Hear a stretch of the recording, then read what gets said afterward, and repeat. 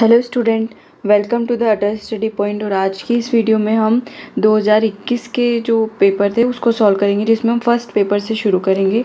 तो चलिए स्टार्ट करते हैं। और first question of first paper is an infinite solenoid with its axis along the z direction carries a steady current I, the vector potential A at a distance s from the axis. So now we first calculated s is greater than r outside the solenoid. So for this, B dot ds is equals to A dot dl by Ampere's law and as well as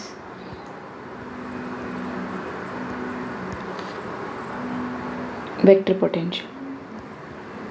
Okay, then according to that, B magnetic field for solenoid is equals to mu naught Ni. Okay, then B mu naught Ni and ds area कितना हो जाएगा हमारा, अगर हम बात करें, ये हमारी सोलेनॉइड है एंड ये आपका electric magnetic field and Z direction में करंट है. Okay, then according to that अगर हम s is greater than r के लिए बात करें तो ये s हो जाएगा एंड ये हमारी r हो जाएगी. ओके, देन एरिया कितना हो जाएगा इसका, pi s square, sorry current किस में फ्लो हो रही है, pi r square and then a into 2 pi s. Then a is equals to कितना हो जाएगा, mu naught N I pi r square divided by 2 pi s. So for outside a is proportional to 1 by s and then similarly for inside करेंगे then कितना आ जाएगा, mu naught N I into inside में वापस से अगर छोटा circle मानेंगे तो उसकी रेडियस उसके अकॉर्डिंग एरिया हो जाएगा pi S square into A 2 pi S. Then यहाँ A is proportional to S. So according to that option 4 is correct. Okay, and next one is for a point charge q that is moving on a specified trajectory with velocity v, the retarded scalar and vector potential are related as. इसमें आप dimension analysis से भी कर सकते थे and जो हमारा magnetic और इलेक्ट्रिक फील्ड का रिलेशन है E is equals to V B, उससे भी निकाल सकते थे कि जो मैग्नेटिक फील्ड है उसके साथ वेलोसिटी मल्टीप्लाई होगी. ओके, देन यहाँ पर भी हमारा वेक्टर पोटेंशियल है मैग्नेटिक का, तो इसके साथ वेलोसिटी मल्टीप्लाई होगी. देन कैसे होगी, अगर इस ऑप्शन से सेटिस्फाइड करेंगे तो ये वेलोसिटी हो गई, ये यहाँ मल्टीप्लाई हो जाएगी, देन इलेक्ट्रिक पोटेंशियल हो जाएगा. Okay, then option second is correct. Next one is the dispersion relation for a low density plasma is given by this, where omega is plasma frequency and c is the speed of light in the free space. The relationship between the group velocity vg and phase velocity vp. phase velocity vp is equals to होती है हमारी omega by के and vg is equals to होता है हमारे पास d omega by D K. Then हम इस relation का यूज़ करके डी ओमेगा बाई डी के निकालना चाहें तो D omega by D K कितना हो जाएगा हमारा 0 plus C square 2k and D K. Then D omega by D K कितना हो जाएगा हमारा C square into K by omega, और के बाय ओमेगा क्या हो जाएगा 1 upon V P is equals to C square by V P, और ये हो गया हमारा V G. Then V G into V P is equals to C square. ये हमारा एक यूनिवर्सल रिलेशन होता है जो हमेशा सेटिस्फाइड होता है. ओके, देन यहाँ पर हमें कैलकुलेशन करने की भी ज़रूरत नहीं थी, हम सीधे से अगर आपने शॉर्ट नोट्स रिवाइज किए होंगे तो उसमें आ जाएगा. Next one is in a P N junction doping concentration N A on p side is much higher than the doping concentration nd on n side, then which of the following statement is true? The width of the depletion layer will be equal on the both side of junction. The width of depletion layer will be more in the p side of the junction, and if the junction is forward biased then the width of depletion layer will increase. तो ये fourth option तो वैसे ही आपका गलत हो गया क्योंकि increase नहीं होती, इसमें डिक्रीज होगी फॉरवर्ड बायस में. ओके, देन बाकी सारे ऑप्शन चेक करते तो डिप्लेशन लेयर की विड्थ होती है हमारी omega is equals to X N plus X P, जो कि हमारी एन साइड की हो गई, ये हो गई हमारी पी साइड की. Then according to that X N is equals to होता है हमारा ओमेगा एन एक्सेप्टर एंड नीचे हो जाएगा N A plus N D, and X P हो जाएगा हमारा omega into N D donor and N A plus N D. Okay, then according to that we see that ND is proportional to XP and NA is proportional to XN. So what is given? NA on P side is much higher. NA is higher than, it implies XN is greater than. जैसे जैसे NA बढ़ेगी वैसे वैसे NA XN increase होगी, और वो किस side की, हमारी N साइड की. तो आपका option third is correct. The width of the depletion layer will be more in the N side of the junction. Next is the reverse saturation current at 300 Kelvin of PN junction germanium diode is 5 microampere. The voltage to be applied across the junction to be obtain a forward current of 50 milliampere will be. तो यहाँ पे आपको voltage निकालना है. तो diode के अंदर हमारे पास करंट का फॉर्मूला होता है I is equals to I naught E to the power Q V by K B T minus 1. Okay, then यहाँ से हमारा जो आई नोट होता है वो हमारा सेचुरेशन करंट होता है, जो हमारा रिवर्स बायस में होता है, और वो हमें कितना दिया हुआ है यहाँ पर 5 माइक्रो एम्पियर. और जो हमारी आई है फॉरवर्ड बायस में वो हमें कितनी दी हुई है 50 मिली वोल्ट. तो यहाँ से अगर आप कैलकुलेशन करेंगे इन सारी वैल्यूज़ पुट आउट करके, लोग लेके जितना भी सारा फंक्शन दिया हुआ उसमें कैलकुलेट करेंगे, तो आपका option second is correct. Okay, यहाँ पे आप केबीटी की वैल्यू 300 केल्विन एंड केबी की अलग से वैल्यू नहीं रखे. 300 केल्विन हमारा रूम टेम्परेचर हो गया है, तो उसके अकॉर्डिंग आप डायरेक्ट 25 मिली इलेक्ट्रॉन वोल्ट भी रख सकते हो. Okay, the next one is for gallium arsenic PN sided abrupt junction with ND is equals to 8 × 10 to the power 14 centimeter minus 3. Okay, the depletion width of breakdown voltage of 500 volt is nearly the dielectric constant of gallium arsenic is 12.4. तो हमें यहाँ depletion width निकालनी है, और depletion width का formula होता है हमारे पास 2 epsilon V not minus V divided by E 1/NA plus 1/ND. यहाँ पे हम थोड़ा कुछ एजम्पशंस मान के चलेंगे कि NA को हम नेग्लिजिबल कर देंगे, एंड हमारा जो V होगा यहाँ पे ब्रेकडाउन वोल्टेज में V इज इक्वल्स होता है माइनस VR रिवर्स बायस का, इसको हम हमेशा 0 लेके चलेंगे. देन उसके अकॉर्डिंग कितना हो जाएगा, omega is equals to 2 epsilon की जगह epsilon naught epsilon R/E into V naught and 1/ND. अब जब आप इस सबको कैलकुलेट करेंगे देन आप सॉल्व करके देखेंगे, तो आपका नियरेस्ट यहाँ पर आप सेंटीमीटर क्यूब को मीटर क्यूब में कन्वर्ट कर देना, एंड ये आपका एप्सिलॉन R की वैल्यू दी, और एप्सिलॉन नॉट की value 8.85 into 10 to the power -12. Okay, then put out करके सॉल्व करेंगे तो आपका अप्रोक्सीमेट 29 माइक्रोमीटर आंसर आ जाएगा. Okay, next one is the peak value of the output voltage for the circuit shown in figure will be assume the diode is ideal and the input is a sinusoidal wave with peak voltage of 20 volt. तो आपको यहाँ कुछ नहीं करना था, ये ideal diode दिया हुआ था, तो मैं बस V नोट निकालने के लिए 20 किलो ओम पर वोल्टेज ड्रॉप निकालना था. तो सबसे पहले हम यहाँ पर वोल्टेज ड्रॉप निकालते हैं, तो कितना हो जाएगा हमारा VI की वैल्यू दे रखी है हमें 20. देन कितना आ जाएगा, यहाँ से इन दोनों को पैरेलल में दे रखा है, ये हो गया आपका R2 एंड देन ये हो गया हमारा R1.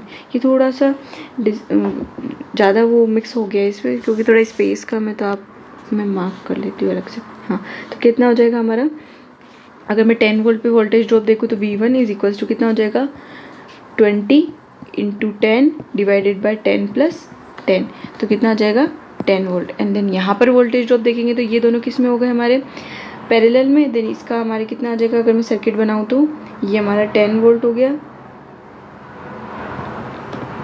एंड ये हमारा कितना हो जाएगा पैरेलल में 5K, एंड ये कितना आ जाएगा हमारा 20K. ओके, क्योंकि आइडियल डायोड है तो ये क्या होगा हमारा फॉरवर्ड बायस में ही वर्क करेगा, रिवर्स बायस में वर्क नहीं करेगा, इसलिए हमने इसको शॉर्ट सर्किट ले लिया. ओके, देन अकॉर्डिंग अब यहाँ पर वोल्टेज ड्रॉप निकालेंगे तो कितना आ जाएगा 10 × 20/20 + 5, then 10 × 20/25 and then 4 divided by 5 and 2 is equals to 8 volt. तो आपका option second is correct. Okay, next one is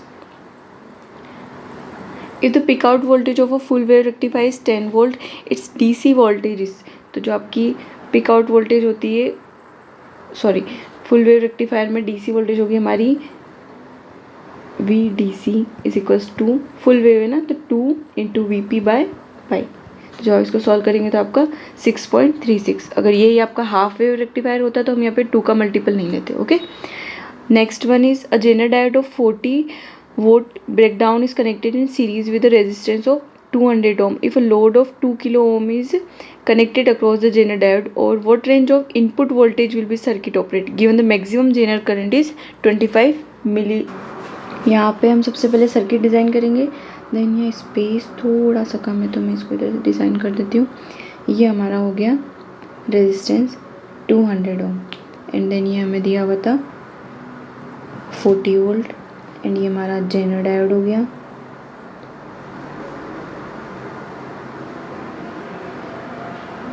ठीक है, एंड ये हमारा लोड हो गया आर एल। और ये हमें वेयरिंग दिया हुआ है। ठीक है, इसको थोड़ा छोटा करते हैं।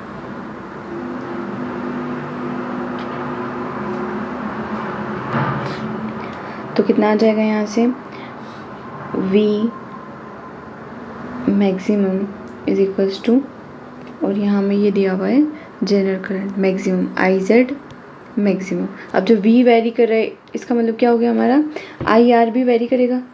ये हमारा IR हो गया, ये IZ हो गया, एंड ये IL हो गया, सॉरी IL। और IL तो हम सबसे पहले निकाल सकते हैं। IL कैसे निकालेंगे, V naught is equals to IL RL and is equals to VZ। और VZ हमें कितना दिया हुआ है 40 वोल्ट, सॉरी ये हमें निकालना है VI एंड ये 40 volt. Okay, then is equals to 40 volt. Then IL is equals to कितना हो जाएगा 40 वोल्ट डिवाइडेड बाय RL कितना दिया हुआ है 2 किलो ओम। देन ये कितना हो जाएगा 20 मिली एम्पीयर। ये हो गया हमारा IL। Then IR is equals to कितना होता है IZ प्लस IL। एंड ये तो हमारा कितना है फिक्स है, तो ये वेरी करेगा, इसका मतलब ये भी वेरी करेगा। तो ये मैक्सिमम होगा, तो ये भी क्या होगा यहाँ पर मैक्सिमम होगा। तो IR मैक्सिमम निकालेंगे तो IZ मैक्सिमम कितना देगा हमें 25 मिली एम्पीयर प्लस IL अभी हमने निकाला 20 मिली एम्पीयर। देन कितना आ जाएगा 45 मिली एम्पीयर। ओके, देन यहाँ से अगर हम V निकालना चाहें तो V कितना हो जाएगा, V is equals to IR into R, और यहाँ पे कितना हो जाएगा हमारा प्लस VZ। तो IR कितना हो गया हमारा यहाँ से 45 मैक्सिमम पर, इंटू R कितना है 200, और ये प्लस कितना हो गया VZ 40। तो ये कितना आ जाएगा यहाँ से 90, और मिली एम्पियर से इंटू डिवाइड करेंगे तो कितना आ जाएगा 9 plus 40 is equals to 49 volt. ये हो गया हमारा V मैक्सिमम। एंड इसी तरीके से हम निकाल सकते हैं IR मिनिमम। तो IR मिनिमम कितना हो जाएगा हमारा IZ मिनिमम प्लस IL, और IZ मिनिमम जब तक नहीं दिया होता है तब तक आप उसको 0 मान के चलेंगे। तो इज इक्वल्स टू IL, और वो कितना निकाला है हमने 20 मिली एम्पीयर, ये हमने निकाल दिया। ओके, देन यहाँ से अगर देन V मिनिमम निकालेंगे तो कितना आ जाएगा V minimum is equals to IR minimum into R plus VZ। तो कितना आ जाएगा 20 milliampere into 200 ohm plus 40। तो कितना आ जाएगा 2 2 = 4 एंड ये 30 मिली एम्पीयर से कैंसिल आउट हो जाएंगे। तो 4 plus 40 is equals to 44 volt. Then हमारा कौन सा ऑप्शन करेक्ट हो जाएगा 44 वोल्ट टू 49 वोल्ट। तो ऑप्शन 3 इज करेक्ट। ओके, यहाँ थोड़ा स्पेस कम है तो आपको थोड़ा प्रॉब्लम आ सकती है, लेकिन next one is a sinusoidal voltage of amplitude 5 volt is applied at the input of the circuit shown in figure. Which of the following diagram represent the output most closely? Okay, then इसमें हम क्या करेंगे, ये हमें RD, तो ये कैसा combination हो गया हमारा पैरेलल क्लिपर का हो गया। ठीक है ना, पैरेलल क्लिपर में अब सबसे पहले हम देखेंगे कि फर्स्ट हमारा जो T/2 से 0 से T/2 तक में उस हाफ साइकिल में हमारा डायोड क्या हो रहा है फॉरवर्ड बायस हो रहा है। फॉरवर्ड बायस में क्या होता है हमारा डायोड, यहाँ पे आपको ये 3 वोल्ट बैटरी का दिया हुआ है। ओके, यहाँ पे 3 वोल्ट बैटरी का दिया, तो फॉरवर्ड बायस में हमारा डायोड क्या हो जाएगा short circuit, and short circuit हो जाएगा। इसका मतलब क्या हो जाएगा कि हमारे डायोड में से कोई वोल्टेज ड्रॉप नहीं होगा। देन ओवरऑल हमारा V आउट कितना हो जाएगा 3 वोल्ट। तो जो V आउट होगा हमारा वो कितना मिलेगा हमें 3 वोल्ट। ठीक है, एंड अगर T/2 से T की बात करें नेक्स्ट हाफ साइकिल में, नेक्स्ट हाफ मतलब कि पॉजिटिव हाफ साइकिल हो गई और ये हमारी नेगेटिव हाफ साइकिल हो गई। नेगेटिव हाफ साइकिल में क्या होगा हमारा डायोड रिवर्स्ड बायस होगा, और रिवर्स्ड बायस में क्या हो जाता है हमारा ओपन सर्किट। ओपन सर्किट में होगा तो यहाँ से कोई करंट फ्लो नहीं होगा। देन हमारा V आउट कितना हो जाएगा V इन के इक्वल हो जाएगा। Then V out is equals to V in. तो इसके अकॉर्डिंग देखें हम तो हमारा साइनसोइडल वेव ऐसा होता है। देन ये हाफ साइकिल होगी आपकी, इस हाफ साइकिल में डायोड कितना दे रहा है हमारा 3 वोल्ट, तो 3 वोल्ट यहाँ पे भी आ रहा है, यहाँ पर भी आ रहा है, लेकिन वी आउट जो reverse by negative half cycle, ये दोनों नेगेटिव हाफ साइकिल हो गए, इसमें हमारा कितना दे रहा है सेम जो वी इनपुट के अकॉर्डिंग है, तो आपका option 3rd is correct. Okay, and next one is a circuit and the signal applied at its input Vi are shown in figure. Which of the following option correctly depicts the output waveform? Diode and capacitor are ideal. Okay, then ये हमारा diode और capacitor का जो combination होता है उसे बोलते हैं हम clamper. Okay, and then clamper क्या करता है हमारा, जस्ट जो हमारा डीसी लेवल होता है उसको क्या कर देता है, चेंज कर देता है विदाउट डिफॉर्मेशन ऑफ वेवफॉर्म. जैसे कि इसमें आपका क्या होता है कि यहाँ कुछ पार्ट क्लिप कर देते हैं, और इस क्लैम्पर में क्या होता है कि हमारा डीसी लेवल चेंज कर देते हैं. जैसे कि मान लीजिए ये 0 से 5 ओवरऑल कितना आ रहा है हमारा 10 हो रहा है, तो वो आपको शिफ्ट कर देगा 0 to 10 या 0 to नीचे 10. वो आप कैसे देखेंगे वो भी अपन निकालते हैं. इसमें क्या हो जाएगा, सबसे पहले पॉजिटिव हाफ साइकिल की बात करेंगे, तो पॉजिटिव हाफ साइकिल में हमारा डायोड क्या हो जाएगा, for positive half cycle diode क्या हो जाएगा हमारा रिवर्स्ड बायस हो जाएगा. ठीक है, रिवर्स्ड बायस हो जाएगा मतलब क्या हो जाएगा हमारा ओपन सर्किट. ओपन सर्किट में हमारा वी नोट कितना हो जाएगा 0. इसका मतलब जो हमारा वी एम है, जो इसका मैक्सिमम है इनपुट का, वो कितना हो जाएगा हमारा वी सी के इक्वल हो जाएगा. ओके, देन वो कितना हो जाएगा 5 वोल्ट. एंड जब हम रिवर्स बायस में नेक्स्ट हाफ साइकिल की बात करेंगे तब कितना हो जाएगा हमारा नेगेटिव हाफ साइकिल में. नेगेटिव हाफ साइकिल में हमारा ओपन सर्किट फॉरवर्ड बायस हो जाएगा, और फॉरवर्ड बायस में शॉर्ट सर्किट हो जाएगा. एंड देन उसके अकॉर्डिंग हमें यहाँ पर कुछ ना कुछ वोल्टेज ड्रॉप मिलेगा. तो वो कितना हो जाएगा हमारा V naught is equals to V M plus V C, क्योंकि यहाँ पर भी डिस्चार्ज होना स्टार्ट करेगा. तो ठीक है, ये माइनस ये प्लस हो जाएगा, एंड ये already minus, then minus minus plus हो जाएगा, तो ये कितना हो जाएगा twice of V M. Then ये हमें कितना मिलेगा 2 × 5 इज इक्वल्स टू 10. तो जो होगा वो शिफ्ट कहाँ हो जाएगा, ऊपर की तरफ शिफ्ट हो जाएगा. ये क्योंकि नीचे की तरफ शिफ्ट है, ये हमें +10 दे रहा है, इसका मतलब ऊपर की तरफ शिफ्ट हो जाएगा. तो आपका option 3rd is correct. Next is consider the following 2 statements A and B. The beta of bipolar junction transistor decreases if the base width of increased. The beta of bipolar junction transistor increases if the doping concentration in the base is increased. अब अगर हम bipolar junction transistor base की width को बढ़ाएंगे तो उसमें क्या होगा, हमारा IE और IC की जो करंट है वो क्या हो जाएगी, कम हो जाएगी. तो उसमें हमारा बीटा क्या हो जाएगा, बढ़ जाएगा.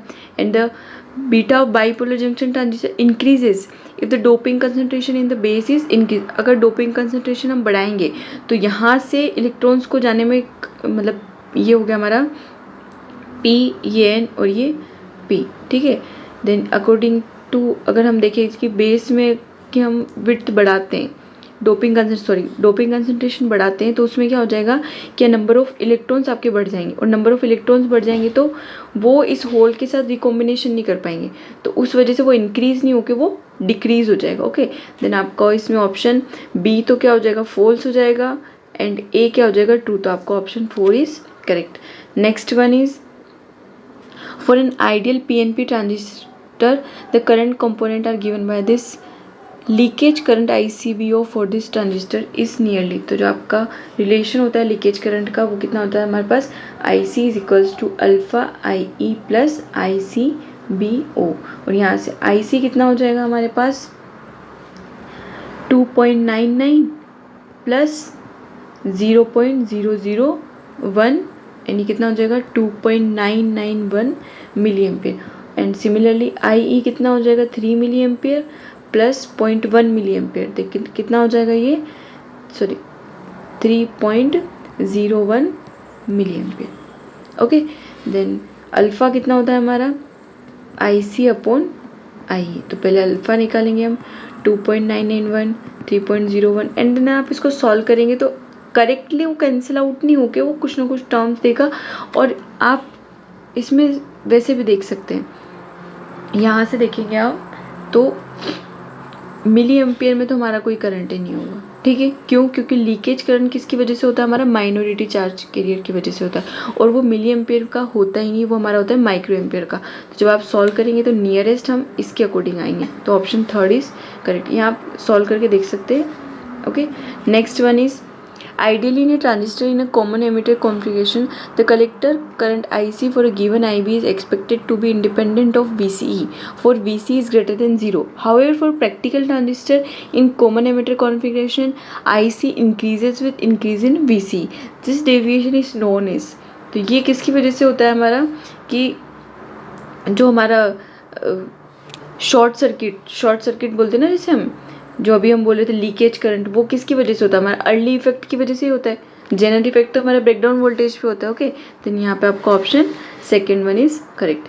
Next is for the transistor circuit in figure HFE, ये हो गया हमारा फॉर फॉरवर्ड करंट गेन, ठीक है, एंड फॉर कॉमन एमिटर, तो ये हमारे बीटा की ही वैल्यू है. तो beta is equals to 125 VB and VC calculate करना है. देन यहाँ पे आप क्या करेंगे, सिंपल लूप लगा देंगे कि हम पहले इनपुट लूप लगा देंगे एंड देन ये आउटपुट लगा देंगे. ओके, इनपुट एंड आउटपुट दोनों लूप लगा देंगे, देन उसके अकॉर्डिंग हम निकाल देंगे. तो इनपुट लूप कितना हो जाएगा हमारा 10 इज इक्वल्स टू, यहाँ से IB जा रही है और ये हो गया हमारा VB और ये हो गया हमारा RB. तो कितना हो जाएगा IB RB प्लस VB, यहाँ से आप सबकी वैल्यू रख के IB की वैल्यू निकाल देना एंड देन आउटपुट में लगाएंगे. तो 20 इज इक्वल्स टू कितना आ जाएगा हमारा IC RC, ये हो गया हमारा IC और ये हो गया हमारा RC और ये VC को फाइंड आउट करना है. तो यहाँ से पहले IC कैसे निकालेंगे हम, IC इज इक्वल्स टू हो जाएगी हमारी बीटा IB. तो IB की वैल्यू ये हो गई, बीटा की वैल्यू 125 होगी. सबको कैलकुलेट करने के बाद आप VC निकाल सकते हो. Okay, and next one is the mid frequency gain of an RC coupled amplifier is 120 at a frequency of 100 Hz and 100 kHz. The gain falls to 60. The lower and upper half power frequency for this amplifier are respectively. तो इसमें जो हमारा gain है वो हमारा कितना हो गया, फॉल्स हो गया 60 हो गया यहाँ पर. तो यहाँ पे हमारा gain is equals to gain कितना हो गया 120 एंड रिड्यूस हो गए एंड 1 प्लस ये हमारा एक तरीके से जो low pass filter and high pass filter होता है ना, उसकी फ्रीक्वेंसी के अकॉर्डिंग है. ये हमारा कितना हो जाएगा, ये हमारा हाई पास फिल्टर के जैसे काम करेगा कि मिनिमम इस फ्रीक्वेंसी के ग्रेटर देन फ्रीक्वेंसी को ही वो पास करेगा. तो उसके लिए हमारे यहाँ f(h) और यहाँ आ जाएगा डिवाइडेड बाय f².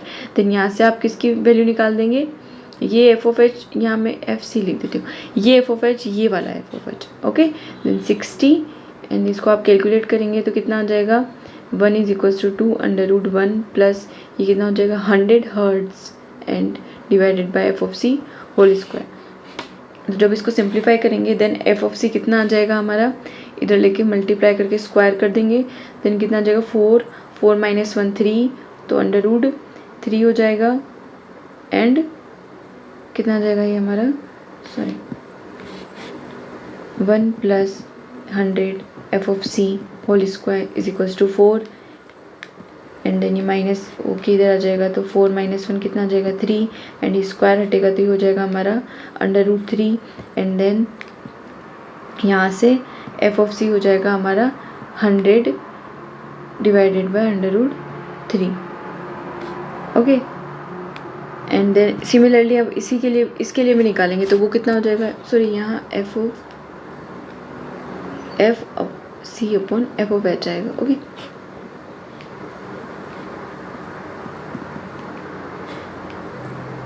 तो ये f(c) हो जाएगा 100√3. और सिमिलरली हम 100 kHz के लिए निकालेंगे तो वो हमारा क्या हो जाएगा, मैक्सिमम है कि इससे ज़्यादा आप नहीं दे सकते. तो लो पास फिल्टर की तरह वर्क करेगा. तो लो पास फिल्टर में क्या हो जाएगा हमारा, कट ऑफ फ्रिक्वेंसी होती है वो कहाँ होती है, नीचे लिखी होती है. तो 60 is equals to 120 divided by 1 plus f(l) divided by f(c)². Okay, then यहाँ से f(l) की वैल्यू कितनी है हमारी 100 kHz एंड f(c) निकाल सकते हैं. तो वो आपके आ जाएगी f(c) is equals to 100 divided by √3. तो option third one is correct. Okay, next is the voltage gain of a transistor amplifier is 50. ये हमें वोल्टेज गेन दिया हुआ, मतलब A इज इक्वल्स टू कितना दिया हुआ हमें 50. It's input and output resistance R 1 kilo ohm and 40 kilo ohm. ये हो गया हमारा R इनपुट एंड ये हो गया हमारा R आउटपुट. ठीक है, if the amplify is provided with 10% negative voltage feedback in series with input. तो ये हमारी किसकी वैल्यू होगी, बीटा की. ठीक है, तो कितना हो जाएगा 0.1. The input and output resistance will be respectively. तो हमारा इनपुट नेगेटिव में कितना होता है, हमारा नेगेटिव फीडबैक में क्या होता है, इनपुट ग्रेटर होता है तो वो कितना हो जाता है हमारा R input into 1 plus A beta. देन यहाँ से सॉल्व करेंगे तो इनपुट कितना है हमारा 1 kilo ohm into 1 plus 50 into 0.1, तो ये कितना आ जाएगा हमारा 5 + 1 6। देन ये आर इनपुट कितना हो जाएगा हमारा 6 किलो ओम। ठीक है, ये हो गया। सिमिलरली आउटपुट क्या होता है हमारा, लो होता है, तो आउटपुट लो होता है उसका फॉर्मूला होता है R prime is equals to R O upon 1 plus A beta. तो ये कितना हो जाएगा 40 डिवाइडेड बाय 6, तो कितना हो जाएगा 20 डिवाइडेड बाय 3, देन 6.666, देन ये आपका option second one is correct. Okay, next is in a Colpitts oscillator the values of the inductance and capacitance in the tuned circuit are L is equals to 40 millihenry and C1 is equals to 100 picofarad and C2 is equals to 500 picofarad. The output voltage is across C1 and the feedback voltage is across C2. If the output voltage is 10 volt, the feedback voltage is, तो आपको feedback voltage निकालनी है यहाँ पर। Okay, then हमें पता है कि AV इज इक्वल्स टू क्या होता है C2 upon C1 and then C2 कितना है हमारे पास 500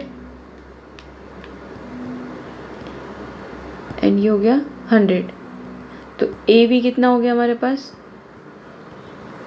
5। और we know that AV is equals to क्या होता है V out upon V in, and हमें V इन निकालना है। Then V in is equals to कितना हो जाएगा V naught upon AV and V out कितना देगा हमें 10 डिवाइडेड बाय AV कितना निकाला अभी हमने 5, तो कितना हो गया 2 वोल्ट, तो option 1 is correct. Okay, next is in a n channel JFET has IDSS 12 milliampere pinch of voltage VP is equals to -4 volt. The drain current for VGS is equals to -2 volt is, तो जो आपका drain current होता है ID is equals to होता है हमारा IDSS saturation current and होता है हमारे पास 1 - VGS upon VP whole square. Then according to that कितना हो जाएगा 12 1 - -2 divided by -4 and then whole square. ये कटेंगे तो 1/2 हो जाएगा एंड 1/2 1 में से माइनस करेंगे तो 1/2 हो जाएगा एंड 1/4 हो जाएगा इसके स्क्वायर करने पर। देन 12 × 1/4 कितना आ जाएगा 3 मिलियन पे, तो आपका option 1 is correct. Next is to a good approximation the expression for the transconductance of a JFET is given by have their usual meaning and GMO is transconductance at VGS is equals to 0। Okay, तो हमें यहाँ पर transconductance निकालना है। तो transconductance क्या होता है हमारा ID अपॉन VGS। ठीक है, ये होता है हमारे पास, तो GM हो गया यहाँ पे। और अभी हमने ऊपर वाले में देखा है कि ID इज इक्वल्स टू कितना होता है IDSS 1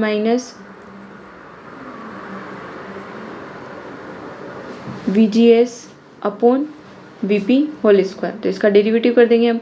डेरिवेटिव करने के बाद हमारे पास क्या टर्म निकल के आएगी ट्वाइस ऑफ, यहाँ से ठीक है, twice of IDSS 1 - VGS upon VP और मल्टीप्लाई में ये वाली टर्म में आ जाएगी तो -VP। ठीक है, अब इन्होंने बोला है कि VGS 0 कर देंगे, VGS 0 कर देंगे, इसका मतलब ये टर्म 0 हो गई, तो ये सारी टर्म किसके बराबर होगी GMO के। इसका मतलब ये पूरी टर्म किसके इक्वल मान लेंगे हम GMO के।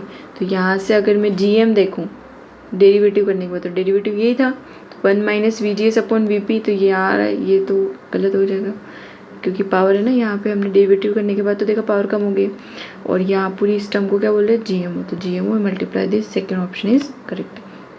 Next one is when a voltage V1 is equals to +40 microvolt is applied to the non-inverting input terminal and a voltage V2 is equals to -40 microvolt is applied to the inverting input terminal of an operational amplifier and output voltage V0 is equals to 100 millivolt is obtained, but when V1 is equals to V2 plus 40 microvolt then one obtained V0 is equals to 0.4 millivolt.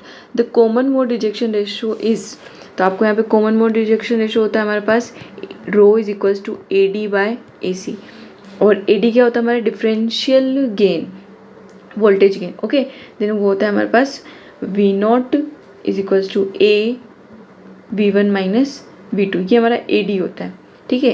Then यहाँ से अगर हम निकालेंगे तो AD कितना आ जाएगा, V0 upon V1 minus V2, देन 100 millivolt upon 40 minus 40 microvolt, then कितना हो जाएगा ये 100 डिवाइडेड बाय 80 यानी मिली वोल्ट और ये माइक्रो वोल्ट। तो ये हमारे पास कितना हो जाएगा 10 to the power -3 and 10 to the power -6, तो 10 टू द पावर 3 ऊपर चला जाएगा तो कितना आ जाएगा किलो वोट हो जाएगा, ठीक है ना, किलो वोट हो। एंड देन सिमिलरली हम AC निकालेंगे तो AC होता है हमारे पास V1 plus V2 divided by 2 and sorry ये होता है हमारे पास V0 एंड AC। तो AC कितना हो जाएगा यहाँ से V0 divided by V1 plus V2 bye 2, और यहाँ पे V0 दे रखा मैं 0.4 millivolt divided by V1 plus V2, V1 plus V2 40 plus 40 80 divided by 2 कितना हो जाएगा 40 माइक्रो वोल्ट। देन ये भी सिमिलरली हमारे पास कितना हो जाएगा 4/40 into 10 to the power 3 volt, तो कितना आ जाएगा 0. अगर मैं इसको सॉल्व ही नहीं करूँ, ठीक है, तो यहाँ से हमें रो निकालना है सिंपल सा, तो रो इज इक्वल्स टू कितना हो जाएगा हमारे पास AD कितना आया 100 अपॉन 80 एंड और ये कितना हो गया हमारे पास 4/40, देन ऊपर चल जाएगा तो 40/4, आई थिंक यही होना चाहिए। तो ये कितना आ जाएगा 100 and divided bye 80, 1000 divided by 8, तो ये आपका आंसर आ जाएगा 1250। तो ये आपका option second is correct. Okay, next is the magnitude of output voltage of V0 of the 3 input operational amplifier show in figure. तो आपको आउटपुट निकालना है, इसमें कुछ नहीं, आपको लूप लगाना है सिंपल सा किरचॉफ करंट लूप। तो उसमें क्या हो जाएगा, यहाँ पे वर्चुअल ग्राउंड से यहाँ पे भी 0 हो जाएगा, देन यहाँ से I1 I2 I3 एंड ये आपकी हो गई I4।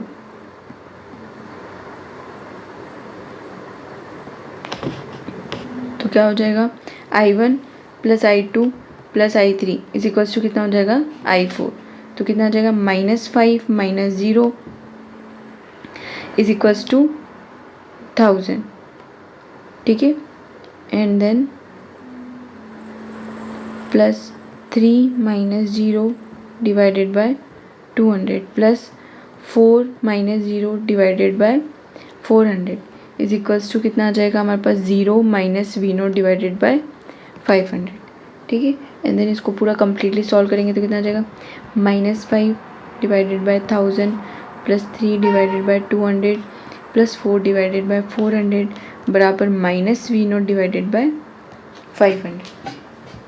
ये 2 0 सारे कैंसिल आउट हो जाएंगे, -1/2 plus 3/2 plus 1 is equals to -V0 by 5। तो ये कितना आ जाएगा आपका 1 में से हाफ चला गया तो, या फिर 3/2 में से हाफ गया तो 1 बचा, 1 + 1 कितना हो गया 2, then V0 is equals to 2 × 5 से कितना आ जाएगा 10 वोल्ट। तो आपका ऑप्शन 4 इज करेक्ट।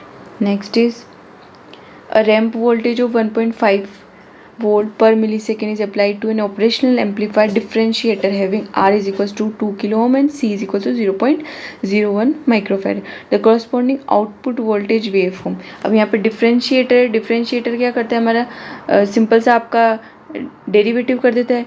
तो डेरिवेटिव करने के टाइम पे क्या होगा हमारा कि लीनियर का डेरिवेटिव क्या होगा हमारा कांस्टेंट, एंड ये हमारा क्या होता है इसमें कि इन्वर्टिंग टर्मिनल पे होता है ये डिफरेंशिएटर के, ठीक है ना। जो इनपुट वेवफॉर्म होता है वो हमारा इन्वर्टिंग टर्मिनल पे होगा, तो इन्वर्टिंग टर्मिनल पे पाई का फेज डिफरेंस होता है, तो पाई का फेज डिफरेंस होगा तो ये ऊपर की तरफ मतलब फर्स्ट क्वाड्रेंट में, तो ये नीचे की तरफ आ जाएगा।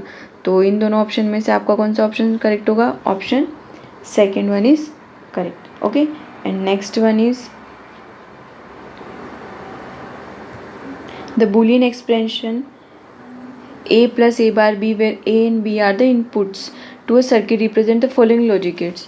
तो ये आप सिंपल सा बना के भी देख सकते हैं, या फिर हम इसमें बूलियन एक्सप्रेशंस और भी लगा सकते हैं। तो इसके अकॉर्डिंग मैं कैसे लिख सकती हूँ A plus A bar into A plus B। ठीक है। ए प्लस ए बार तो हमारा ऑलवेज 1 होता है, तो ये ए प्लस बी क्या होता है हमारा और गेट, तो option third is correct. If the Boolean function z is equals to P Q and this then z bar क्या होता है हमारा, z पहले z दिख रखे हैं, क्या दे रखा है हमें, P Q plus P Q are plus P Q R S plus P Q R S T plus P Q R S T U.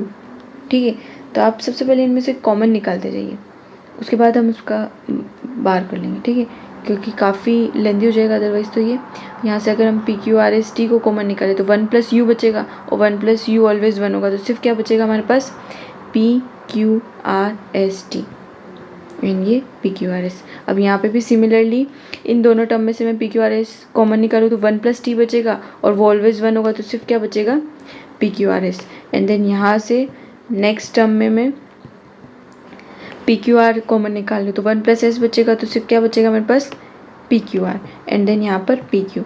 अगर हम इन दोनों में से पी क्यू कॉमन निकाल देते देन 1 प्लस आर बचेगा, तो सो ओनली पी क्यू। तो ये overall Z is equals to हमारे पास क्या है, वैसे तो पी क्यू ही है। अब इसका बाहर निकालना है तो कितना हो जाएगा, पी क्यू का whole bar is equals to कितना हो जाएगा हमारा, डी मॉर्गन थ्योरम लगा देंगे तो कितना हो जाएगा, पी बार प्लस क्यू बार। तो इसमें आपका option third is correct. Okay, and next one is for the logic circuit show in figure the required input condition a b c to make output x is equals to 1। तो x is equals to 1 होना चाहिए। यहाँ पर हमने पहले ही fix कर दिया कि आउटपुट कितना होना चाहिए 1, और ये कौन सा गेट है, एंड गेट। ठीक है, और एंड गेट में हमें आउटपुट 1 कब मिलता है, जब दोनों टर्मिनल्स हमारे कितने हो, हाई पर हो। तो ये हो गया 1, ये भी हो गया 1, इसका मतलब सी तो हमारा क्या हो गया, हमेशा 1 हो गया। और ये हमारा कौन सा गेट है, एक्स नोर गेट है। एक्स नोर गेट क्या होता है हमारा, कि जब दोनों टर्मिनल 0 पे होंगे तब वो 1 देगा, या फिर दोनों टर्मिनल 1 पे होंगे तब वो हमें 1 देगा। ठीक है, अब यहाँ एक टर्मिनल तो फिक्स हो गया 1, इसका मतलब आपका दूसरा टर्मिनल भी क्या होगा, वहाँ पर 1 ही होगा। इसका मतलब बी की वैल्यू भी क्या होगी हमारे पास, 1 होगी। तो यहाँ आप अगर ऑप्शन मैच करना चाहें तो ये दोनों तो वैसे ही कैंसिल आउट हो जाएंगे, क्योंकि इसमें तो है नहीं, तो थर्ड और फोर्थ बचे। थर्ड एंड फोर्थ में से अब ए देखिए आप, ये हो गया हमारा एक्सोर गेट। एक्सोर गेट हमारा आउटपुट कब देता है, 1, जब एक 1 और दूसरा 0 और दूसरा 1 और 0 ये कॉम्बिनेशन हो तब। अब यहाँ पर बी तो 1 फिक्स हो गया है, देन ए कितना होना चाहिए हमारा, 0। So A should be 0, then option 4 is correct. Next is the logic circuit show in figure serves the, तो ये एक्सोर गेट हो गया हमारा, और ये हमारा एंड गेट हो गया, और ये हमारे किसके लिए होते हैं, हाफ एडर के लिए होते हैं। Okay, next is 4 D latches are driven by the same clock signal as shown in figure. If the data 0 1 1 1 when the clock goes high, the resulting output Q3 Q2 Q1 Q0 will be। तो आपको resulting output बताना है, और clock क्या है, high, तो मतलब क्या होगा हमारा, नो चेंज। ठीक है, क्लॉक हाई पे तो नो चेंज होगा, तो जो हमने इनपुट दिया वो का वही हमें क्या मिलेगा, आउटपुट। तो option second is correct. Next, if x is equals to 1 in the logic equation, then इसमें आपको बताना है कि क्या मिल रहा है हमें इसमें। ठीक है, देन इसके अकॉर्डिंग देखें तो x की वैल्यू तो क्या है हमारे पास, 1 फिक्स है। तो यहाँ पे अगर मैं 1 पुट आउट कर दूँ, 1 प्लस जेड वाई बार प्लस जेड बार प्लस 1, तो ये हो गया ये वाई बार, एंड ये कितना हो गया हमारे पास, 0 plus Z bar 1 plus Y is equals to दे रखा हमें 1। ओके, ये big bracket, then according to ये तो कितना हो गया हमारे पास, 1 प्लस वाई 1 हो गया, एंड ये सिर्फ जेड बार हो गया, ओनली जेड बार बचा है यहाँ। तो एंड यहाँ कितना हो जाएगा हमारे पास, ये 1 में आप कोई सी भी टर्म जोड़ो हमें 1 ही मिलेगा। ठीक है, तो मैक्सिमम आउटपुट तो 1 ही हो गया, तो ये 1 इंटू इज इक्वल्स टू, मतलब Z bar is equals to हमें क्या मिल रहा है, 1। तो Z bar is equals to 1 तो यहाँ है नहीं, जिसका मतलब जेड इज इक्वल्स टू क्या हो गया, 0। Option 4 is correct. Next is The Boolean function y is equals to ab plus cd is to realize using only 2 input NAND gates. The minimum number of gates required is, तो इसमें कितने number of gets required होंगे? तो यहाँ तो पता चला 2 तो हो गए हमारे पास एंड गेट, और ये एक और इसमें मिक्स कर दिया और गेट, तो minimum number of out get कितने हो गए हमारे पास? 3. A logic circuit is to be implemented that will enable any of 3 switches to control light independently of the state of the other 2. Let the A, B and C be the input to the 3 switches and the Y be the output to active the light. Which of the following Carnot map given below correctly represent this problem? ये बोलना चाहिए इसमें कि जो आपका A, B, C 3 input है, अगर हम इसमें किसी भी एक को चेंज करते तो हमारा Y आउटपुट चेंज होना ही चाहिए. तो सबसे पहले हम क्या करेंगे कि इसमें सबके आउटपुट्स लिख लेंगे. तो ये हमारी कौन सा टर्म बन रहा है? हमारा SOP बन रहा है, सम ऑफ प्रोडक्ट वाला. और इसमें हम किस तरफ जाते हैं? मेन टर्म की तरफ जाते हैं. देन हमारा A इसमें 1 होता है और A बार क्या होता है हमारा? 0. देन यहाँ पर आउटपुट्स देखिए हम, तो इनके आउटपुट्स क्या क्या मिलेंगे हमें? यहाँ आउटपुट देखेंगे तो कितना मिलेगा हमें? A bar, B bar and C. Plus यहाँ देखेंगे तो कितना मिलेगा हमें? A bar, B and C bar. Plus यहाँ से देखेंगे तो कितना आ रहा है? A, B, C plus A, B bar and C bar. Okay, ये किस टाइप का इनपुट मिल रहा है हमें? 3 टर्मिनल XOR गेट मिल रहा है. ठीक है, ये 3 टर्मिनल XOR गेट है जिसमें A, B, C तीनों आ रहे हैं. मतलब आप किसी भी एक को चेंज करेंगे तो ऑब्वियसली बात है आप पूरा आउटपुट चेंज होगा ही उसमें. अगर हम यहाँ देखें तो इस वाले में, तो ये कितना हो जाएगा हमारा सारे आउटपुट्स में? तो y इज इक्वल्स टू, या हमारा y कितना हो जाएगा यहाँ पर? y इज इक्वल्स टू कितना हो जाएगा यहाँ पर हमारा? y इज इक्वल्स टू कितना हो जाएगा यहाँ से हमारा? A bar, B bar and C bar plus A bar, B, C bar plus A, B, C bar plus A, B bar, C bar. Okay, then ये हो गया हमारा XNOR गेट, वो भी 3 इनपुट वाला. ठीक है, देन यहाँ पर भी हम किसी एक टर्मिनल को चेंज करेंगे तो वो सारी टर्मिनल्स चेंज हो जाएंगे. देन यहाँ देखेंगे इसमें आउटपुट कितना आ रहा है हमारा? A, B, C plus A, B bar, C. Then यहाँ से अगर मैं A, C को कॉमन निकाल लूँ तो B plus B bar and सिर्फ AC ही बचेगा. तो y is equals to AC. यहाँ पे B का कोई रोल नहीं रह रहा, तो यहाँ पे हम B को अगर चेंज करेंगे तो इस पर कोई इफेक्ट नहीं पड़ेगा. तो आपका ऑप्शन 3 तो रॉन्ग हो गया. एंड यहाँ से अगर हम इसको सिंप्लीफाई करेंगे, इसको भी हम सिंप्लीफाई कर सकते हैं ऐसे. ये XNOR गेट नहीं हुआ, इसको जब आप सिंप्लीफाई करेंगे C बार कॉमन निकाल देंगे हम और A, C बार को कॉमन निकालेंगे. ठीक है, एंड देन यहाँ से हम किसको कॉमन निकाल सकते हैं? Plus A bar, C bar. Then यहाँ से वापस से हम C बार को कॉमन निकालेंगे तो अंदर क्या बचेगा? A प्लस A बार. तो सिर्फ C बार आ रहा, तो ये वाला भी गलत हो गया. एंड देन यहाँ से अगर हम आउटपुट देखेंगे तो y इज इक्वल्स टू कितना आ जाएगा? A bar, B bar, C bar plus A bar, B, C bar plus A, B, C bar plus A, B bar, C बार. ठीक है,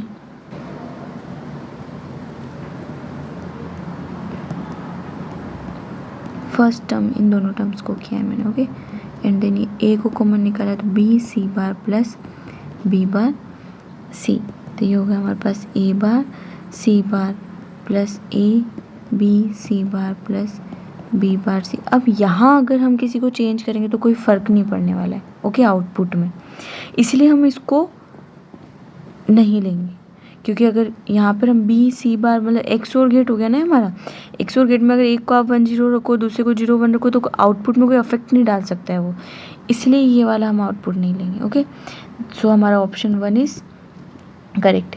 next is how long will it take to shift an 8-bit number into serial input parallel output shift register if the clock is set at 10 millihertz sorry megahertz, तो ये आपकी frequency हो गई। तो यहाँ से time period कितना हो गया 1/μ, तो 1/μ एंड ये कितना हो जाएगा 10⁻⁻7 सेकेंड हो जाएगा। ओके एंड देन फॉर ये कितना हुआ हमारा 1 बीट के लिए हुआ, और यहाँ पर हमें 8 बीट नंबर दिया हुआ है, तो 8 बीट के लिए कितना हो जाएगा 8 × 10⁻⁻7 second is equals to 800 nano second. तो option 1 is correct. Next is a power amplifier gives 150 volt output for an input of 1.5 watt, the power gain of amplifier in decibel is, तो power gain is equals to जो हमारा होता है A of power is equals to होता है 10 into log 10 P out upon P is equals to 10 log 150 divided by 1.5 is equals to 10 log 100 is equals to कितना हो जाएगा हमारे पास बेस 10 है, तो ये 10⁻² हो जाएगा देन 20। देन आपका option second is correct. Next is what is the largest decimal number that can be stored in mode 64 counter. 64 counter में हमारा कितना डेसिमल नंबर होगा, जैसे कि अगर हम 4 मोड की बात करें कि अगर मैं मोड 4 लूँ तो कितना हो जाएगा 0 0 से शुरू करेंगे 0 1 1 0 एंड 1 1 एंड रिपीट हो जाएगा वापस से 0 0, तो कितना डेसिमल नंबर चला हम वापस से 3। इसका मतलब 4 पे हम कितने चले 3, इसका मतलब 64 पे कितना आएगा 63, तो option third is correct. Choose wrong statement for schematic trigger. The value of V input that caused the output to jump from low to high is called the positive going threshold voltage. Obviously ये तो right है, गलत नहीं है ये। The value of V input that caused the output to jump from high to low is negative going threshold. Yes ये भी सही है। मतलब schematic trigger क्या होता है हमारा कि जो हमारा V इनपुट है वो इस फॉर्म का होता है, थोड़ा साइंस शेड्यूल लेकिन एक थ्रेशोल्ड पे होता है, ठीक है, एंड थ्रेशोल्ड पे इस तरीके का। और अगर हम इसमें क्लॉकवाइज देखेंगे तो ये एक स्क्वायर वेव की फॉर्म में होगा, ठीक है, जो हम क्लॉक लेके चलते हैं ना इसमें स्क्वायर वेव की फॉर्म में होता है, तो ये हमारा क्या होता है square wave. Then it give triangular waveform of given sines, तो ये ही ऑप्शन इसका गलत हो जाएगा, मतलब ये वाला आपका ऑप्शन करेक्ट हो जाएगा क्योंकि रॉन्ग स्टेटमेंट पूछा है इसमें इसलिए। Next is for the circuit show in figure what is the current flow from B to A when AB are short circuited, तो जब AB शॉर्ट सर्किट कर देंगे तो हमें कितनी करंट मिलेगी वो बताना, और वो भी कहाँ से B से A, तो ये हमारी ये करंट बतानी है हमें। तो ये 25 है तो ये भी कितनी होगी हमारे पास 25 IB, ठीक है, एंड देन 25 IB होगी तो यहाँ से IB निकालेंगे सबसे पहले, और ये काफ़ी छोटा है तो इसको हम क्या कर देंगे नेगलेक्ट कर देंगे। देन 1 इज इक्वल्स टू कितना आ जाएगा 2 × IB 2K, then IB is equals to 1/2K, इसका मतलब 0.5 milli ampere. Then 25 × 0.5 milli ampere कितना हो जाएगा हमारे पास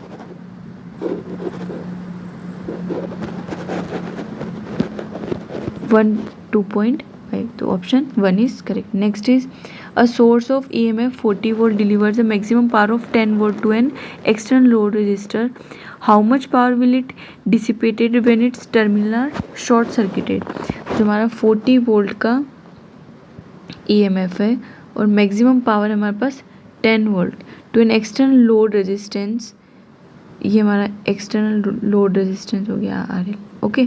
अगर हम इस टर्मिनल को शॉर्ट सर्किट कर देते हैं तो यहाँ पर शॉर्ट सर्किट कर देंगे, इसका मतलब पावर कितना डिसिपेट होगा 0, ओके। देन आपका option 1 is correct. A battery with a constant EMF E and internal resistance R provide power to an external circuit with a load resistance made up by combining resistor RL and 2RL in parallel. The value of RL for which the power delivered to the load will be maximum is, तो ये हो गया हमारा internal resistance, ये हो गया हमारा EMF battery E and ये दो हमारे RL हो गए जो दोनों पैरेलल में, ये हो गया 2RL एंड ये 1 ऑफ RL, ठीक है। एंड अब ये बोल रहे कि 10 वोल्ट, सॉरी लास्ट क्वेश्चन याद है क्या मुझे, ये बोलते पूछ रहे हैं इसमें कि मैक्सिमम पावर कब ट्रांसफ़र होगी। तो मैक्सिमम पावर ट्रांसफ़र के लिए क्या होता है हमारा इसमें कि जो आपका इंटरनल रेजिस्टेंस होता है इज इक्वल्स टू कितना होना जाना चाहिए हमारे पास आर इक्वलेंट की। तो आर इक्वलेंट होगा वो हमारे पास कितना होगा R L into 2RL upon 3RL। तो कितना हो जाएगा 2/3RL। और ये हमारे किसके बराबर होना चाहिए इंटरनल रेजिस्टेंस स्मॉल आर के। तो यहाँ से इन्होंने RL की टर्म में दिया तो RL इज इक्वल्स टू कितना हो जाएगा 3/2R। तो इसके अकॉर्डिंग आपका option 4 is correct. Next is a DC power supply has a terminal voltage of 30 volt when delivering 400 milliampere and terminal voltage of 27 volt when delivering 600 milliampere. The Thevenin equivalent voltage and the Thevenin equivalent resistance for the power supply are respectively. तो यहाँ पर V Thevenin निकालना है एक तो हमें और R Thevenin निकालना है। R थेवेनिन कितना हो जाएगा mode of V1 minus V2 upon I1 minus I2। तो इससे करेंगे तो कितना आ जाएगा हमारा 30 माइनस 27 एंड 400 माइनस 600। देन ये कितना हो जाएगा हमारे पास 3 डिवाइडेड बाय 200 एंड ये मिली एम्पियर एंड ये वोल्ट। तो कितना आ जाएगा हमारे पास 3000 अपॉन 200 देन 15 ओम। ओके देन 15 ओम आपके दो ऑप्शंस में आ रहे हैं वी थेवेनिन निकालना है। वी थेवेनिन होगा हमारा V1 plus RTH into I1। तो V1 कितना है हमारा 30 volt plus 15 into 400 milli ampere. Then कितना आ जाएगा 30 plus 6 is equals to 36 volt. तो option third is correct. Next is when resistor draw current of 5 milliampere when connected across terminal A and B of the circuit shown in figure। इसमें हम बताना है हमें कि कितना ओम का रेजिस्टर इसमें जोड़े कि हम इसको टर्मिनल इन दोनों टर्मिनल के बीच में। ओके वैसे तो RPSC ने क्वेश्चन काट दिया है क्योंकि यहाँ पर उन्होंने मिली एम्पियर में दिया हुआ है या फिर इसको एम्पियर में, उसकी वजह से यहाँ पे थोड़ा कन्फ्यूज़न आ रहा था। ठीक है तो इस वजह से मैं भी इसको स्किप ही कर देती हूँ, अभी वीडियो थोड़ी लेंदी हो जाएगी फिर। Next for the circuit show in figure the hybrid parameter H11 and H12 are respectively. तो आपका H11 and H12 find out करना है। V1 is equals to H11 I1 plus H12 and V2 and I2 is equals to H21 I1 plus H22 V2।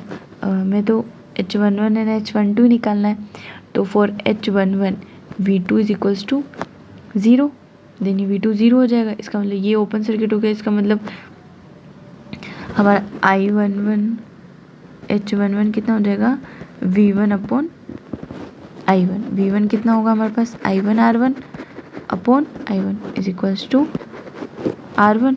तो R1 हम यहाँ से निकाल सकते हैं कितना आ जाएगा हमारा R1। ये दोनों तो हमारे किस में हो गए पैरेलल में एंड देन ये किस में हो गया सीरीज़ में। तो कितना आ जाएगा 50 into 10 upon 50 plus 10 and then 40। तो 40 प्लस कितना आ जाएगा ये 500 अपॉन 60 देन 40 प्लस कितना हो जाएगा ये 8.3 something.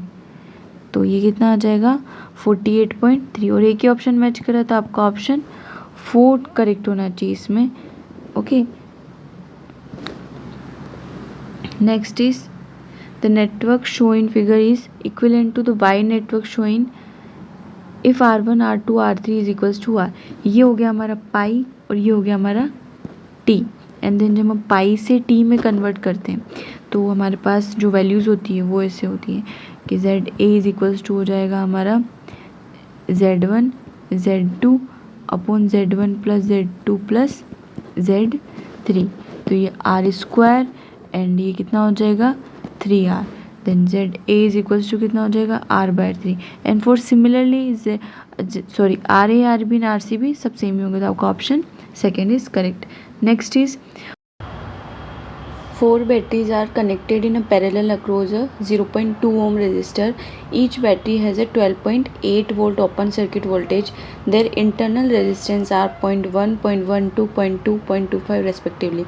For this circuit, the Millman voltage and Millman resistance are respectively. तो अकॉर्डिंग टू मिलमैन थ्योरम क्या होती है इसमें कि जो भी आपके वोल्टेज सोर्स लगे होते हैं उनके इंटरनल रेजिस्टेंस को हम सीरीज़ में जोड़ते हैं. यहाँ पे हमें कितने दिए हुए हैं 4. ये 4 वोल्टेज सोर्स उसके इंटरनल रेजिस्टेंस के साथ सीरीज़ में जुड़े हैं, बाकी एक जो बचा है हमारा वो उसके साथ पैरेलल में जुड़ा है. तो इसके लिए हम क्या करते हैं कि जब हमें वी इक्विवेलेंट निकालना होता है तब हम इसको ओपन सर्किट कर देते हैं इस पैरेलल को. देन उसके अकॉर्डिंग क्या हो जाएगा हमारा E1/R1 plus E2/R2 plus E3/R3 plus E4/R4 and divided by R equivalent. और आर इक्विवेलेंट भी वही होगा जो सारे पैरेलल में 1/R1 plus 1/R2 plus 1/R3 and these are all R R1, R2, R3 and R4. Okay, आप इसमें value रख के एंड कैलकुलेशन कर सकते हैं. ये हमारा ओपन सर्किट में चला गया तो इसका कोई यूज़ नहीं है यहाँ पे.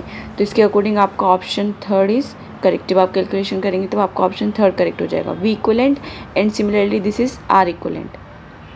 तो यहीं से वैल्यू आ जाएगी, वो यहाँ पुट कर देना आप. Okay, next is for the circuit connected in the dotted box in the figure show the Thevenin equivalent voltage and the Thevenin equivalent resistance are respectively. इसमें आपको Thevenin equivalent निकालना है. तो Thevenin equivalent निकालने के लिए हम क्या करते हैं, यहाँ RL है तो ये तो सीरीज़ में हो गया एंड देन ये दोनों पैरेलल में हो गए. तो आप सबसे पहले वोल्टेज ड्रॉप निकालिए यहाँ से. तो वोल्टेज ड्रॉप कितना आ जाएगा 10 × 1/2 कितना हो जाएगा 5 volt. Okay, and then this 5 volt again voltage drop निकालेंगे हम. यहाँ से ये कितना हो गया हमारे पास 500 ओम हो जाएगा 1000 से. तो ये 500 ओम हो गया एंड नेक्स्ट 500 ओम हो गया एक और एंड ये वाला 500 ओम पैरेलल में. ठीक है, और यहाँ से हमें वोल्टेज ड्रॉप कितना मिला है 5 वोल्ट. अब हम वापस निकालेंगे तो ये कितना हो जाएगा हमारा सीरीज़ में. तो ये 1K एंड ये 500 और ये 5 वोल्ट. और यहाँ पर अभी हमें निकालना है इसके लिए. तो 5 × 500 डिवाइडेड बाय 500 प्लस 1000.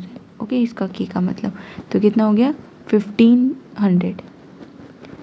तो ये 20 ये 1500. तो ये कितना आ जाएगा आपका 3 एंड देन कितना आ जाएगा ये 5/3 वोल्ट. तो ये हो गया आपका वोल्टेज.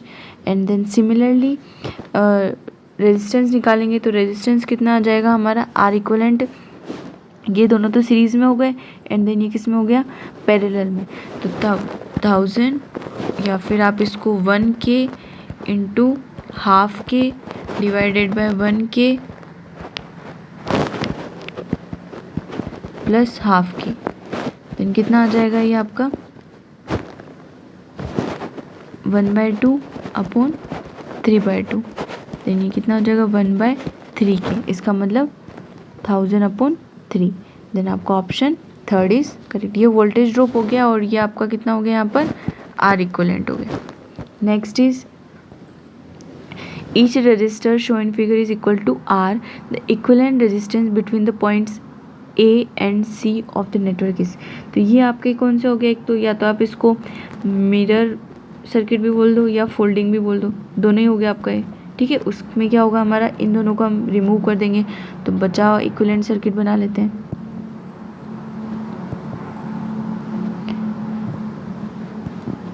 ये आपके रेजिस्टेंस आर हो गए. ये सारे किस में हो गए, ये सीरीज़ में हो गए. ठीक है, एंड देन ये सब किस में हो गए पैरेलल में. तो कितना आ जाएगा यहाँ से series 2R and then 2R and then 2R. और ये तीनों किस में हो गए हमारे पैरेलल में. तो 1/2 प्लस 1/2 तो 3 टाइम्स हो जाएगा. तो 1/R equivalent is equals to 3/2R. तो R इक्वलेंट कितना हो गया हमारे पास 2R/3. Option 3 is correct. Next is Consider the following two statements. Kirchhoff's junction law follows from conservation of charge. Yes. Kirchhoff's loop follows from conservative nature of electric field. Yes. तो आपको both are option correct. Option A. Next is find current I for the circuit shown in figure. आपको current I निकालना है. तो यहाँ से सबसे पहले तो हम टोटल करंट निकालते हैं. ये आ रही है, ये जा रही है, ये जा रही है और ये वाली भी जा रही है. देन 10 इज इक्वल्स टू मान लीजिए ये I1 मान लेते हैं मैं. तो कितना हो जाएगा I1 प्लस 3 प्लस 2. तो I1 इज इक्वल्स टू कितना हो जाएगा 5 एम्पियर. ये आ रही है यहाँ से और ये भी आ रही है, ये भी आ रही है. ठीक है. एंड ये भी आ रही है. ठीक है ना. और ये जा रही है. तो I इज इक्वल्स टू कितना हो जाएगा, या फिर ऐसे देख रहे हैं 8 plus 9 plus 16 plus 5 is equals to I. Okay.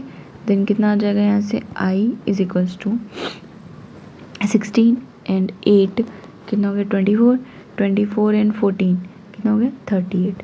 Then आपका option second is correct. Next is find the voltage VAB between the terminals A and B in the circuit. A और B के बीच में निकालना है आपको वोल्टेज ड्रॉप. ठीक है.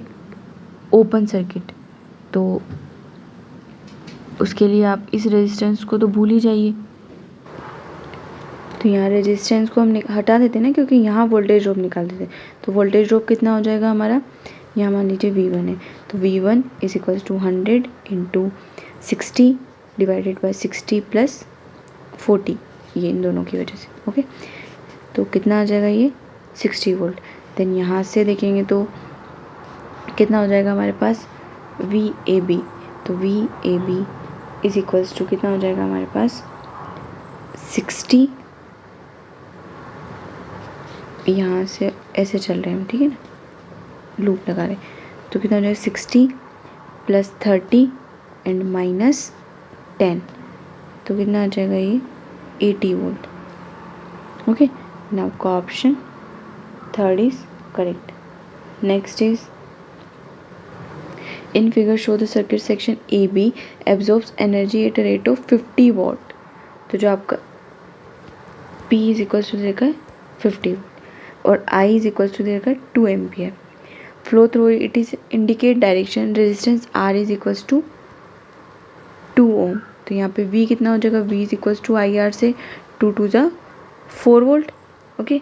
And then EMF device X lacks internal resistance. Then the EMF device X is, तो X पे वोल्टेज ड्रॉप दिखाना है आपको. ये हो गया हमारा प्लस माइनस, ये हो गया हमारा plus minus. Okay. And then P is equals to कितना होता है हमारे पास V स्क्वायर अपॉन I. देन कितना हो जाएगा 50 is equals to 16 upon, sorry V निकालना है हमें, और I कितना हो गया हमारे पास 2. तो कितना आ जाएगा यहाँ से 100 is equals to V square. तो V is equals to 10. Sorry कुछ तो गलती कर दी. Sorry, P is equals to VI. Then 50 is equals to V into 2. Then V is equals to 25 volt. Okay. Then आपका वोल्टेज कितना है 25 volt overall circuit के सिस्टम के अंदर. देन यहाँ पर आपका वोल्टेज कितना है 4 वोल्ट. देन यहाँ वोल्टेज ड्रॉप कितना होगा X पर 25 माइनस 4. तो कितना आ जाएगा 21 वोल्ट. तो 21 volt and the point B is connected to the negative terminal of X. Yes, negative terminal पे, क्योंकि वोल्टेज ड्रॉप देख रहे हैं हम यहाँ पर. तो आपका option second is correct. And last question for the today's video is the equivalent resistance of the network shown in figure between points A and B is. equivalent resistance निकालना है. तो आप टर्मिनल के अकॉर्डिंग सेट कर देते हैं. ये हमारा A टर्मिनल हो गया और यहाँ A के बीच में कितना है हमारे पास 10 एंड बीच में कितना है हमारे पास 5 एंड ये कितना है हमारे पास 5 and this is 5 and this is also 10.